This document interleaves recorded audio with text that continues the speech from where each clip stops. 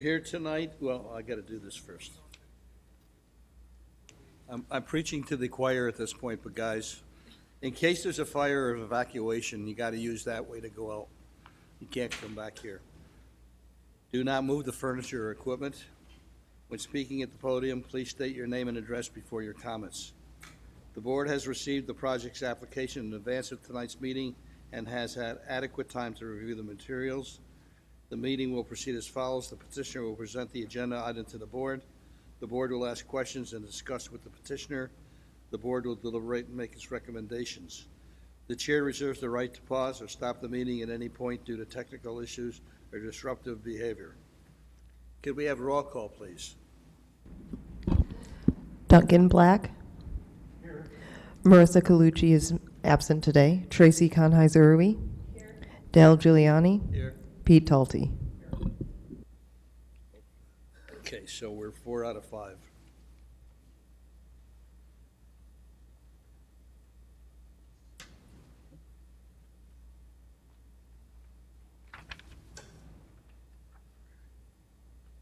Tonight's property is at 3945 Wrench Road. Wrench Road Group LLC petitioner, Mr. Hopkins is representing them. Yes, good evening, Chairman Giuliani and members of the DAB. Sean Hopkins on behalf of the applicant, Wrench Group LLC, which is an LLC owned by Ellicott Development. As I indicated, Tom Fox, the project manager and planner, is also on his way.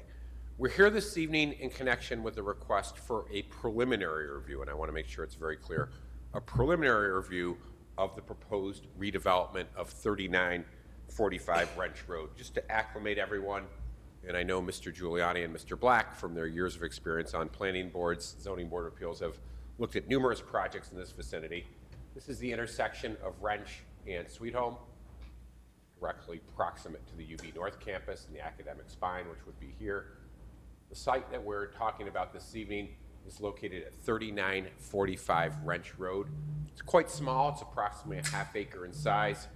It's generally surrounded by redevelopment of projects have occurred over the course of probably about the past 15 years, starting primarily with the large American campus student housing project. Currently, what's on this site is a duplex. It's been owned by Ellicott Development for quite some time. We did go through a review process with the planning board and the town board by which we rezoned this site from R4 to CTR5, which is a center district. I believe that's what the planning department envisions for this area, including a rezoning that was approved for a much larger site located on the northwest corner of Sweet Home and Wrench Road. So just to acclimate everyone with the site, I think everyone probably knows the Bevel Aqua mixed use project here, the Staybridge Hotel, the UB Archive Center, et cetera, et cetera. And then also, of course, across the street, this is what was originally approved as a hotel and then ultimately recently converted into student housing project. And then you have the large student housing project here from Aspen Heights, neither of which are shown on the east side of Sweet Home Road. Next slide. So this is the layout that we filed with our site plan application. We submitted that on September 18th of this year. Basically what we were showing at that time was one 3-story building consisting of 12 units, 4 units per floor. We had an extensive setback from Wrench Road and some parking in the rear. It's important to note that parking is already there today. It was installed in connection with a project on the adjacent site completed by Bevel Aqua Development. We had a discussion with the planning department on Tuesday of this week after Daniel Lutowski of the planning department provided us with a marked up copy of the plan. We think we've made considerable progress since that time. So the suggestions of the planning department via Mr. Lutowski, based on the fact that, again, this is not one of the traditional zoning districts, this is one of the mixed use districts created by the town board in 2019, was to push the building up to a distance of 30 feet from the paved portion of Wrench Road. The reason for that is we have to have emergency access apparatus fire access, which has to be within 30 feet of the longest facade of a 3-story building. So we're stuck with that 30-foot setback from the paved portion of Wrench Road.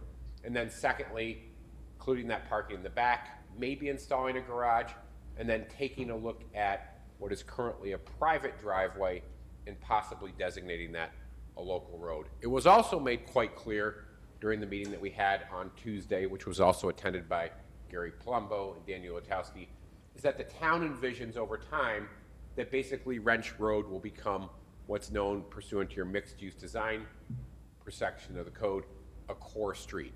What that means is really a complete street, adding some additional pedestrian amenities, really making that a cool location, which I think everyone can agree is a great idea given that it's on the footstep of the UB North campus, and a lot of the uses that exist along Wrench Road are targeted towards the UB North campus. So this is the plan we received. We discussed it, and then only today we provided the planning department with a draft of an updated concept plan that basically we think to a large degree reflects the input we received. So we moved the building up, so we're, I believe now 28 feet from the paved portion of Wrench Road. It's the same footprint. It's reoriented and pushed from here all the way up to here. There's some key benefits that result from this layout. Obviously, one of the key criteria of any project within the mixed-use districts is to bring those buildings up closer to the street. And again, as I indicated, the thought is to designate Wrench Road as a core street. Then we have ample green space, the recreation area located here, and again, the existing parking. The reason why I want to note that this is a draft of an updated plan is we're still exploring what, if any, legal rights Bethel Aqua Development has for this parking. I know I've been back in that area many times over the course of the past 12 to 18 months, and I've never seen a car there. So I don't think they actually need that parking per their use. I believe when they originally opened up the mixed-use project, they needed some additional parking, and they expanded elsewhere subsequent to that. So as long as we can make sure that we have parking rights here on the back of the site, for the parking that's already there today, we will leave this as is. If that's not the case, we're going to have to regroup and meet back with the planning department and take a look at this. It's also important to note that this project will require site plan approval from the planning board. Given where we're at in the review process, and given the fact that the planning board does not meet in December of each year, the earliest we would be in front of the planning board for site plan approval will be January of next year, which hopefully would allow us to start this project in the spring of 2024. Next slide. Tom's going to give you a little bit more information in terms of the elevations and the renderings, and specifically he has taken a look at the comments and provided in the comment letter issued by Dan Howard dated October 13th. But you can see obviously it's a 3-story building, residential style roof, mixture of materials, and again, now moved much closer to Wrench Road, so it becomes the focal point rather than having that large, what I call relatively blank green space with the parking behind. And the good thing is, again, parking to a large degree will not be visible from Wrench Road. And then the next slide. This is the color rendering. It is important to note the architect for this project is Dave Sutton from Sutton Architecture. He is actually out of the country at the moment, but him and his team have spent a great deal of time in designing this building. Tom is going to add some refinements, and specifically in response to Ann's comments, but this will be the visible view along the Wrench Road facade. And again, this will not be a parking lot along the frontage. Now we've brought this up much closer to Wrench Road. It's also important to note that we have received comments from the planning department, not only relative to the DAB application, but also the site plan application, including a host of written reviews from town departments and town committees. We do acknowledge we will need to address those as well. And then finally, I'm going to leave the rest till Tom gets here. I don't believe the DAB has a meeting in November. I believe your next meeting is it December 14th? I don't know if anyone checked. So what I think we're going to ask for in the end, obviously we're going to ask for this to be tabled. We're going to ask for it to be tabled till your meeting on December 14th, and then we'll make a detailed submission that will include a point-by-point response to the comments we received date. Similar to the process we undertook last month in connection with the Paul Bliss mixed-use project at 1720 through 1760 Maple Road. I also want to note, and some of you may be aware of this, we have a proposed mixed-use project proposed for what was the old George's Market, the 2 parcels that are located directly adjacent to Wendy's to the west. And we're working on that, and we envision we'll be in a position to present that again on a preliminary basis only on December 14th. Gary did provide us now with, there's a separate application for a preliminary review today. I think that process generally works fairly well. Come in, make what I call more of an informal presentation, solicit the input from the DAB, and then come back at a second meeting. So I think going forward, as we all learn together and collaborate on these mixed-use projects in the mixed-use districts, that'll probably be the standard process. So other than that, I don't have much to say. If there's any responses to the plans that we presented, especially the site layout, which again, you're going to take a much more intensive look at during your meeting in December, obviously I would welcome the opportunity to try and respond to any of those comments or input. Let's see what time it is. 6:11, almost got us there. And I do want to thank the planning department for providing us with that input. So I think, given that we only met on Tuesday afternoon, maybe we should have met earlier, I think we've made some pretty good changes in terms of the actual site layout. All right, we can wait a couple minutes for him. Yeah. Let's see if he texted me.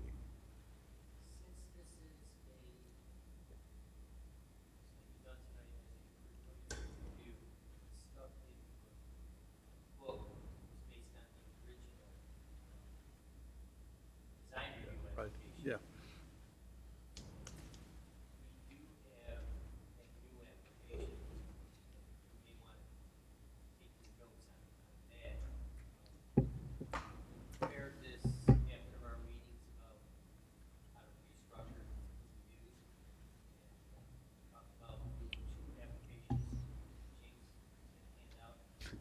Thank you.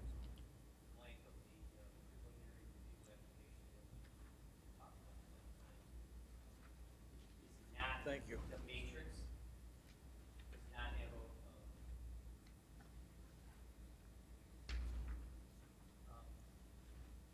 but it talks about the intensity of each of the categories.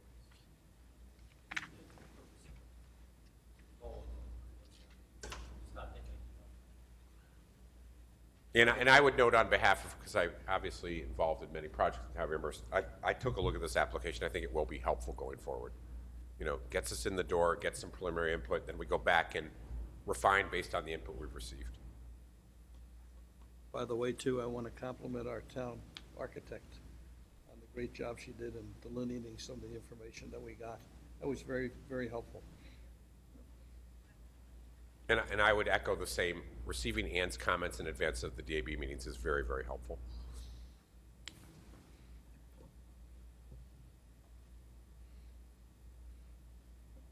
I'm just going to see if Tom gave me an update.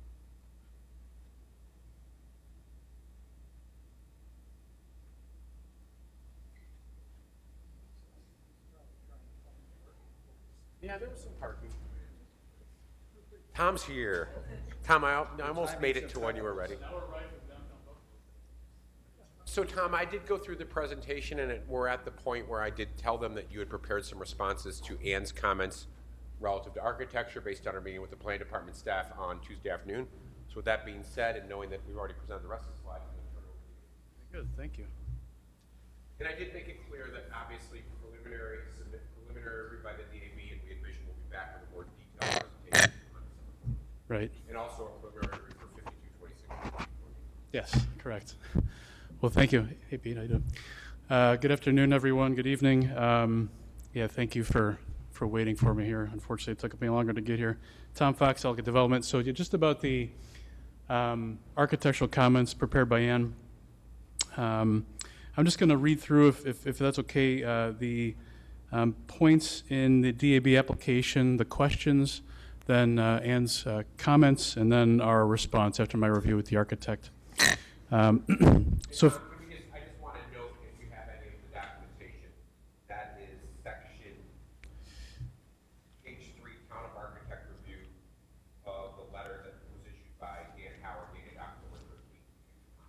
right, and it's In your book, it's under the comments section. correct, yeah, and from the application section, it's essentially section B, B1A through B7C. So in general, remarks from Ann at the front end of the remarks in the comment letter provided, the building generally has achieved most of the design guidelines. There is, however, opportunity for improvements. Is is that two? Sorry. Improvement to visual cues to better identify the front door main entrance beyond the metal roof overhang, increasing the door width or providing trim around the door. Similar to adjacent doors and windows would help with the visual prominence in the building elevations. Additionally, the first floor bedrooms have windows that directly abut the recreation space in the previous site plan, and the existing eastern parking lot, again in the previous site plan. Additional landscaping would help provide a buffer between those spaces and the better windows for a more enjoyable resident experience. Providing additional context images beyond the aerial would better help the reviewers evaluate if the building truly is fitting into the context or not. So it's the specific comments then going forward. Comment B1A, the question or the point in the DAB application mentions the design of the building to incorporate a base, middle, and cap to divide the facade into separate components that produce a well-defined ground and lower floors and a distinctive cap element framing the middle floors, especially on taller buildings. The comment from Ann Dafchik, building appears to have generally met the intent of this guideline. A taller fascia on the eaves would provide better visual distinction between the middle and the cap of the building form and mass. And our response in terms of this is we agree a more substantial eave fascia will be provided in updated documents that we'll provide at a later time for additional review by the board, by the committee. The next comment was B2A, and this is in terms of doors and entryways. Doors and entryways should be of a style, scale, and coverage appropriate to the overall architectural style of the building. And the comment received from the architect, building appears to have generally met the intent of this guideline. However, the center hallway windows directly above the lobby doors appear to be wider than the door, perhaps due to trim, and therefore the main door appearance is minimized. Recommend that door width be enlarged to add trim similar to the adjacent doors and windows to emphasize the main entrance door. And the next comment, I just want to read this comment as well, relative to B2B, because our response kind of gathers those both B2A and B2B together. B2B is referring to the primary entrance of the building should be clearly identifiable. And the architect's comment, and Davchek again, is just relating back to her previous comments, B2A, about the trim and so on and so forth in relation to the adjacent doors and windows. So in discussion with the architect, with the doorway, a couple things that we'd like to do in addition to bumping up the trim, the weight of the trim around that door underneath the black standing seam metal canopy there or awning at the main entrance in the center of this elevation, bottom left, would be actually to switch the door style. We're thinking as well would be a nice proposal to change and further emphasize that door as a main entrance. Oh, it is. There we go. Very good. Thank you. You can see that. So, yeah, this door here, you can see it over here as well, in this closer rendering. So a couple thoughts with this. Currently, what was shown in this elevation is a storefront glass door. It reads very similar to these adjacent sliding glass doors that are for the apartments and apartment patio spaces, outdoor spaces, and I think starts to confuse again, the doors, outside of this address marker and entrance canopy over the front door. So our thought, not only to bump up the trim around this door, would be to maybe go with a more residential style entrance door, maybe something in a dark wood grain, maybe something that has still glazing to it, maybe a 3/4 light door with muttons that match the windows, muttons that we've got up on the second, up on these punch windows here, but to address it as a fully different style door. In addition to that, we could explore if it seems it would read better as an entrance, other than tucking the address in the stonework underneath the canopy, we could lift it up and do something on the canopy. That's another option, maybe to further mark that as the building entrance.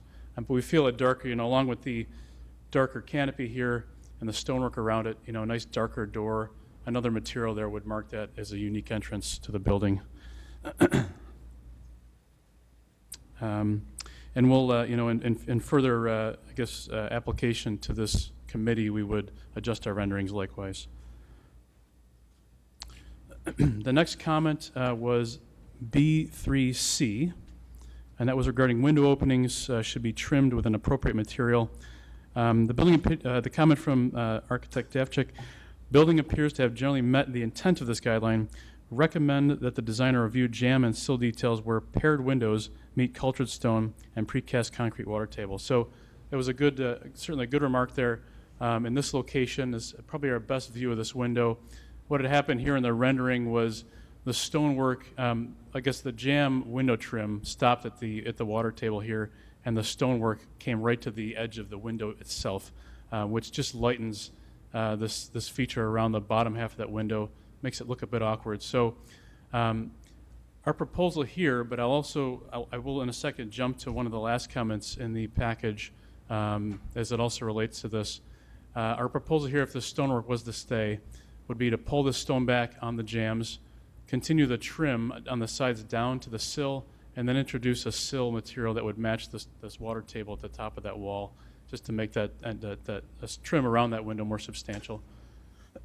And as I mentioned, I just wanted to jump quickly to the end, and I'll go back then to 5.4b, but 5.7c at the end, because it relates to the same issue or relative issue, but it says that any side and rear wall facing the street, residential district, or public area must consist of the same finished materials as the primary facade.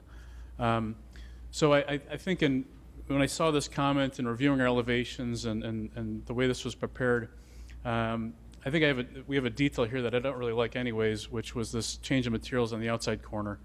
And further thinking about maybe with our new site plan that we're considering, the cost prohibitive nature of wrapping the entire building with stone. Certainly we're challenging times with interest rates and construction materials. We're trying to do something efficiently, something that'll cash flow and we can get the bank on board to support the project so we can build it. We're thinking about maybe an alternate plan in response to B7C, where maybe the stonework stops at this inside corner, and we maybe repeat the stonework on this long elevation on both long elevations of the building, now the one facing east and the one facing west towards Wrench in the updated site plan, where the stonework would go from this location down to this location here, all the way across the entrance point. And from this area here, we would take the siding material down to grade, wrap these three ends, and then further embellish the landscaping that would happen in that location along the base of the building. So just a thought here I wanted to throw out, and certainly that's something that I'd look for your comment on, and we could adjust our renderings again in a response or further update to this application later on. So that jumps us to B4B, and that's regarding roof line should be in character with the overall style of the building. And the comment from Architect Davchik, building appears to have generally met the intent of this guideline, but we're talking about downspouts here. Downspouts have not been shown yet, certainly a conceptual image here. They may have an impact certainly on appearances of the center entrance. Suggest designer consider stormwater pathways from roof down exterior of the center of the building. So certainly we're talking, the main point of concern here is this location. In all these locations, the downspouts will generally be collected in these inside corners, potentially at the corner of the building as necessary. But in this location where the front entrance with the front door pushed all the way against to this left side here, the hinge side of the door, what we would do is collect the rainwater from the high roof down these gables into this gutter, and we'd take a gutter down this inside corner here through the metal rooftop, through the metal canopy here, down straight into a leader for collection underground. We couldn't certainly sheet drain that water flow, all this water up here down under this roof. We'd have a waterfall at the front entrance. So we would propose, and this will come later in the drawings, we get to more detail level in there. We'd come down this inside corner and then again straight through that covering down the inside corner into a roof leader into the ground subgrade. The next three comments in the report, B4E, B4E, B5A, and B5B are all related to site plan and civil drawings, really, citing the building and placement to surrounding areas, how it fits in with the context of the surrounding area. So we will modify our site plans to take a further look out, provide some additional material or feedback, not feedback, but supporting documentation in terms of the context of the surrounding area when we do formally resubmit updated plans. And then, B5B gets into talking about landscaping around the base of the building to buffer from bedrooms and that sort of thing. And as I mentioned, we'll look to increase landscaping around that base of the building as well, and we can do so in front of those windows. That takes us to the last few here. B6B, this comment refers to seeking the reduction of energy usage on site and also the potential for generating energy on site. And our response in the initial application submission noted that we would achieve energy reduction through the project through the use of LED lighting, high efficiency mechanicals, as we would always do, and Energy Star rated appliances, so on and so forth. Excuse me. As we put our projects together, this among others, to create good efficient units. We're talking about good efficient windows as well.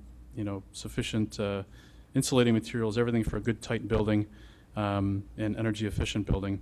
But with this sort of project, 12 units on a half-acre site, any sort of energy generation for a project of this size really would be cost prohibitive. Getting into geothermal, maybe solar, that sort of thing, is not something we're considering for this project. B7A, this talks about use of high-quality, durable building materials. And specifically, there's a question here, or comment from Architect Dafchik. It says, please provide specs on the proposed vinyl siding, as there are many grades that affect quality. I did bring a couple sample materials that I could share or show the board, and we'll bring those again at the follow-up meeting to this. But what I want to say is that the materials here were based on the building we did exactly across the street, the 12-unit behind the historic house here across Wrench Road. We did that, gosh, probably 6-7 years ago maybe. And it's based on Certainteed is an antenna performance spec, Certainteed's Main Street line, which is a middle to higher end vinyl product that we would use, and we've got a couple different colors there. Again, we would match or coordinate with the building across the street. We thought it turned out quite nice. Same with the stonework that's on there would be the same sort of material specs again as that we did across the street. And then the next comment here is in terms of B7B. It talks about using reasonably or responsibly sourced and long-lasting building materials. And then the question from Architect Dafchik, what are the warranty durations on the building materials identified on the building elevation? So, we're not fully spec'd out yet on all the finishes, so I can't answer that question in entirety. Windows, roofing materials, so on and so forth. But in general, I just want to note that, it's as we own and maintain these properties in perpetuity, we don't sell them off. It's in our best interest with this project and any that we do to specify low maintenance, good quality materials, good warranty materials. And we've built our material specifications that we continue project to project, right down to the faucets that we use, the type of paint we put on walls, that sort of thing. Products that we know and trust, have good warranties, and reduce our need for maintenance calls and those other sorts of things that that ultimately affect the operating cash flow of the property. So I'll just note that again, appropriate warranties will be obtained from the vendors. And general speaking, we're going to have an architectural, probably 30-year architectural shingle on the roof. I know that a lot of the vinyl products have a limited lifetime warranty. The stone products, I don't think we've got to worry much about a warranty on those. As well as the windows, we'll certainly seek against something that has a long time warranty, again, for our own best interest as well. And then B7C, which I mentioned earlier, going over an earlier comment, was about the stonework and the termination of that stonework at the outside corner of the building. So that completes the comments. I know Sean probably had mentioned before I got here that in terms of the site comments, that we were going to withhold comment on that because we're working the site plan, and we'll be able to respond to those, more accurately later on. Share quickly the siding material. Oh, sure, yeah. And then I think the other comment that Tom made that we'd like to get your input before we go back to the design drawing board is the options in terms of the culture scope, in terms of where it could be on the building.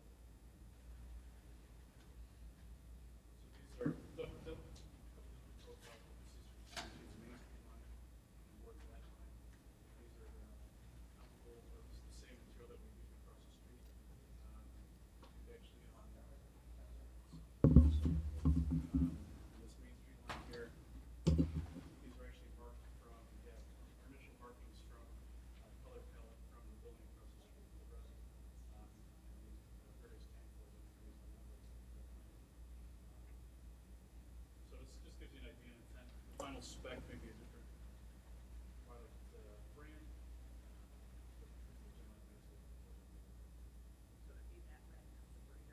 Yeah, it'd be more darker, and that's the same. Doesn't appear different. Could we have it change the rendering? Yeah, we could light it up. It's I was thinking, yeah, it's a bit bright. Oh, I kind of like that, actually. I do too. I thought it looked good, yeah. Next to the bright blue, it's right behind the bright blue buildings, right? sure. So just that contrast. Does it come in a more? Yeah, I guess it's quite a bit of color. Does it come in a more of a red? If we search through different lines. This is fine, don't get me wrong, I was just, I know. We thought in context with the building that across the street, we have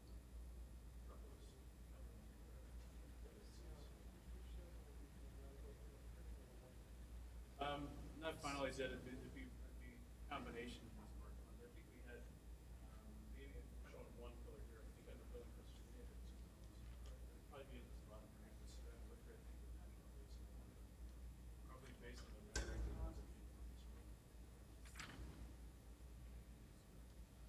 And then the shingle roof, probably ends up, it's hard to tell memory, but warm, dark gray, charcoal.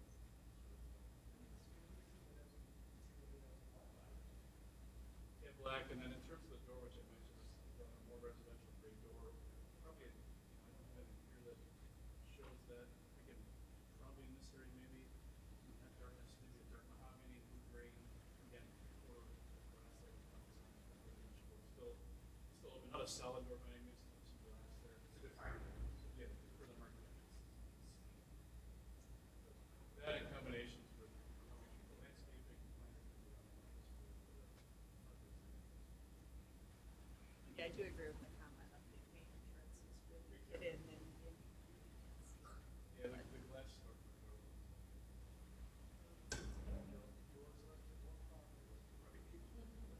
Yes.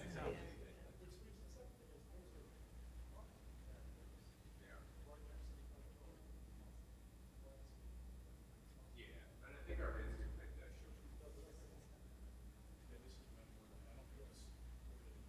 Yeah, it doesn't match up to the landscape plan. We'll present the landscape plan. I will say though, the door, with that door being different, but I think the black roof also adds. Color of the entry roof that would Oh, help for the entry pronounce roof. it. Yeah, Is it really? Dark bronze, I think still a dark. It's something that isn't pop, I think. I agree, actually. Yeah, It does. let you know it's there. That's where the bright red, right? Yeah, I mean, it could be a clear aluminum. So I agree. Yeah, it does end up in shadow there too, so. Yeah, Dark. right. How does that, and you addressed Ian's comment of rain from up above, but how does the rain, you'll have another gutter on that, or is all of that? That would have additional rate coverage.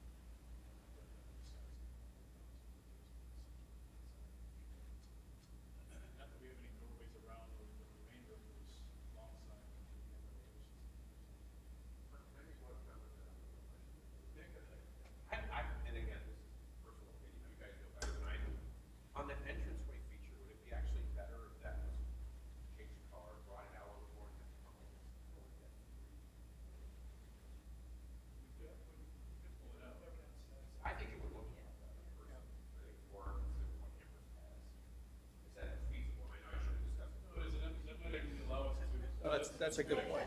That's a good point. It's good, it would actually may allow us to do that is make the door central. Because when we come in there, we've got a mechanical room underneath the staircase there, which is pushing door to one side. So we could actually do a nicer door, maybe inside the level too. Center that for like a little better protection for light. Yeah, right. Either some brackets or some mounted. And more attractive too. Yeah, right. Well, I think the other thing that's sort of bothering me is differentiating between public and private space, right? Like the way you have the stone on the main entrance, which is public, but the individual units on your side, which are the private units, is all the same treatment.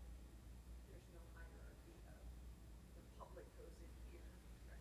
Like you said, those patio doors are the most pronounced, but that's actually a private space, so it should be. Yep.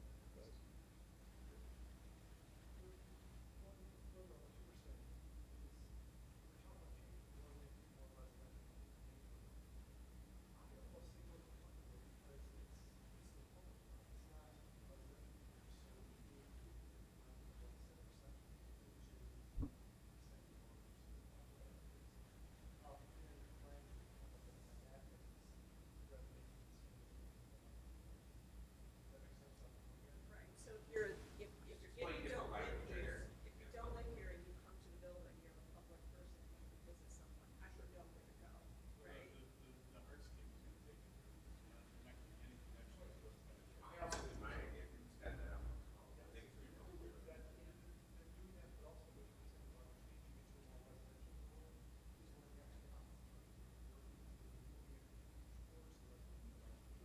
Maybe different color or different. The idea of more glazing there makes it open feeling. You know, or if you're trying to invite the. As it stays from the door, maybe the color and. Maybe the trim around that becomes wider than the trim everywhere else. I think that'll be. Hello.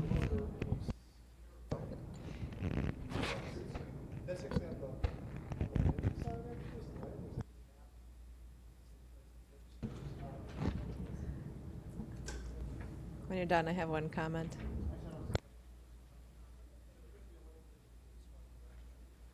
was also going to encourage, what you guys were saying, that, a more transparent entrance it helps the public, but it also helps residents who are coming home, you know, be able to see, like, somebody in the foyer vestibule that I don't know, just adds to the, you know, the sense of safety as you approach, and you know if somebody's inside, or you know if somebody's outside, so more transparency on that.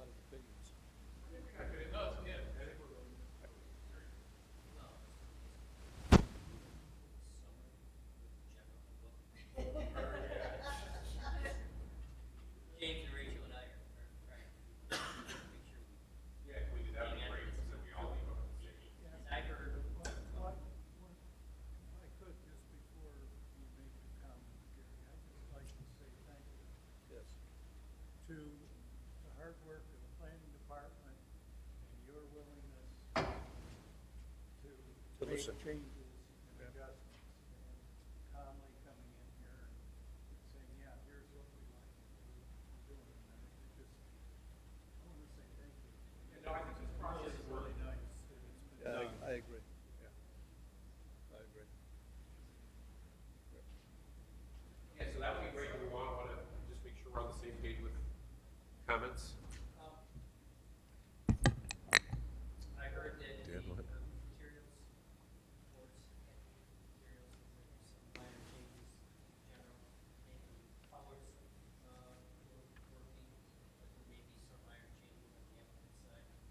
Couple stone question, board would like to see it stay, the applicant thinks that there might some room to take away the couple stone at the base, depending on where it is located in relation to the landscape and sidewalks.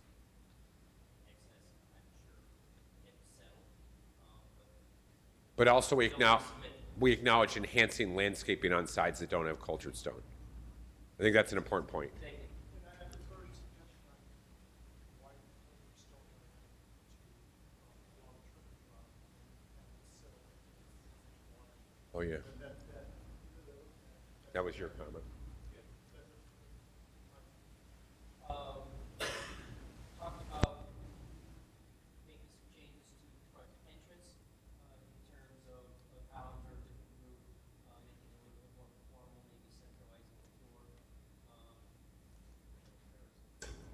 Yes, there were several comments about the whole front entrance and the front doors and making the public door distinct from the private patio doors. Possibly one way of doing that is making the front door, first talked about making it more residential, and then ended up talking about Yeah. more transparent. Want to make sure that the hardscape, often the hardscape, the landscape brings you into the front door. Is one would be a measure there. Glazing in the front door, as I said that, a more transparent entrance. And then finally, in general, the facade, front and back are the same. It looks like there's depth, but maybe there's not as much depth. Maybe the actual recesses can change. If I heard Pete's comment correctly. Visually, it looks like there is some changes to the depth of the facade, but maybe it's not as, reality is it should be. Those are key things that I heard.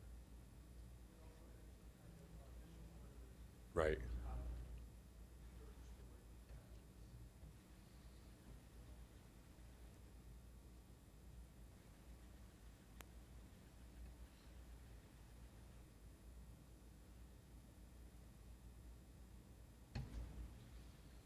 Right, adding some kind of element above the third floor dormer windows.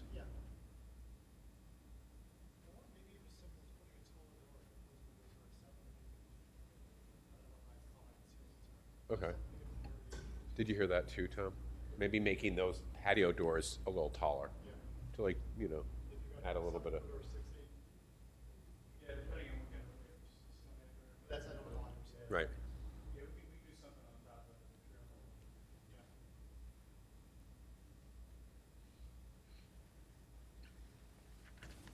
Yeah. And then I do want to acknowledge, just because I think we're trying to all leave on the same page, Peter had one other comment about the windows above the entrance. Maybe look at having those have more of an emphasis in terms of the trim or something.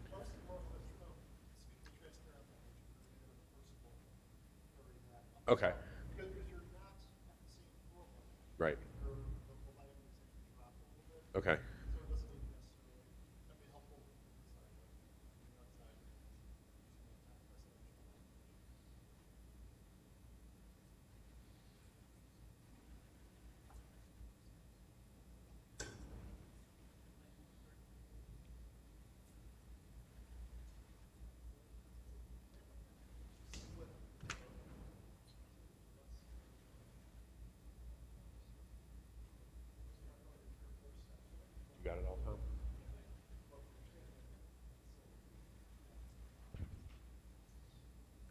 right, are we pretty much done with giving suggestions?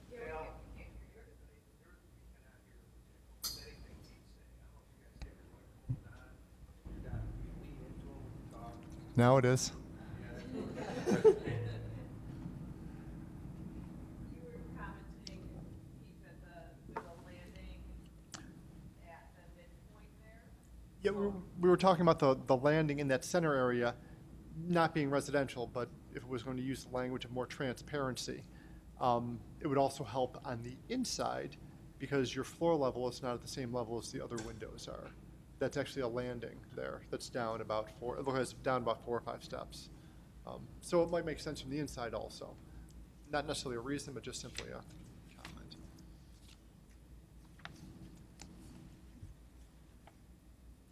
Okay, are we about done? I think so. More suggestions?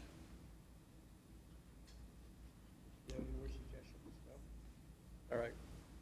Are you pretty well up to stuff? I think we're leaving with very good input, yeah. I think we're fine. All right. I'd like to echo Mr. Black's feelings. I think you guys did a nice job. Thank you. Yeah, and we want to appreciate, again, everyone's efforts, including planning department, town architect, to They did get us a nice job, comments. too. Doing this as a preliminary kind of sketch. Right. Toying with this for a while now, trying to figure out maybe a more effective way to execute this. Okay. You'll be back in December, We will. only because there's not a meeting in November. Right. So you have ample time to make changes that We do. don't necessarily disrupt your production schedule or anything like that. This seems much more effective. This is way better. Here 2 weeks ahead of time. Yep. But you're not planning to put a shovel in the ground till spring anyhow, right? Can I ask one other question? It's going to relate to the other project that we hope to be in a position to present, 5226, 5228, which I think is actually a much more important project. We won't have our engineered plans done in time for the November filing deadline for the January meeting. Can we file a standalone preliminary DAB application? We should be able to. They have talked about this new process for preliminary reviews. It's exactly what. Okay. When you submit it with the site plan application, it starts the site plan Right, okay. clock running, and all of a sudden, you lost it. Yep. The day it loses a preliminary fund. Okay. So it is better if you have time, so it works a lot better. We're also working on another mixed-use project with Ellicott at 1350 Eggert Road, and we'll see if maybe we could be ready to present that as well. We'll see. We got 3. Thank you, everyone. Have a great evening. Go Bills. Good job. Very nice, Tom, thank you.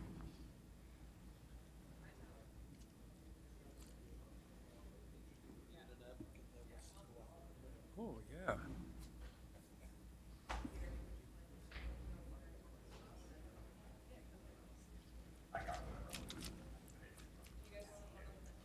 You guys.